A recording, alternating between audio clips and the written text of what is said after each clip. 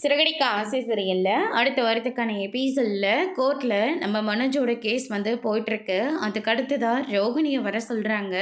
ரோகிணி இருந்துட்டு நான் வரேங்க, நான் அதோ வந்துட்டேன் சார் அப்படின்னு சொல்லிட்டு அதுக்கு அடுத்ததாக கோர்ட்டுக்கு வரும்போது குழந்தைய கூட்டிகிட்டு வரக்கூடாதுன்னு உங்களுக்கு நாங்கள் எத்தனை தடவை தான் சொல்கிறது அப்படின்னு சொல்லிட்டு கேட்கவும், என் பிள்ளை கிறிஷு அவங்க அப்பா கூட சேர்ந்து ஒன்றா வாழலான்னு ஆசைப்பட்றான் அப்படின்ற மாதிரி சொல்லிக்கிட்டு இருக்காங்க.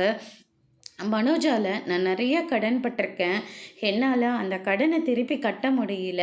மனோஜோட சேர்ந்து வாழ்ந்தால் மட்டும்தான் என்னால் அது எல்லாத்தையுமே சரி செய்ய முடியும். தயவு செஞ்சு எங்களுக்கு டிவோர்ஸ் கொடுக்காதீங்க, எங்கள் ரெண்டு பேர்த்தையும் ஒன்று வாழ விடுங்க அப்படின்ற மாதிரி சொல்லிக்கிட்டு இருக்காங்க.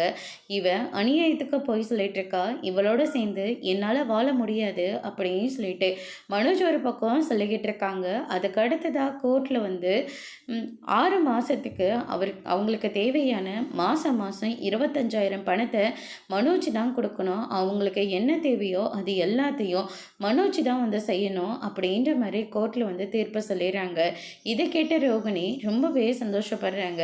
விஜயக்கிட்ட போயிட்டு மனோஜ் இருந்துட்டு நாளைக்கு வேற என்கேஜ்மெண்ட் இருக்குமா, என்னம்மா இப்படி ஆயிடுச்சு, இந்த விஷயம் உனக்கும் எனக்கும் தவிர வீட்டில் யாருக்கும் இந்த விஷயம் தெரியக்கூடாது அப்படின்னு சொல்லிட்டு விஜய் ஒரு பக்கம் சொல்லிக்கிட்டு இருக்காங்க.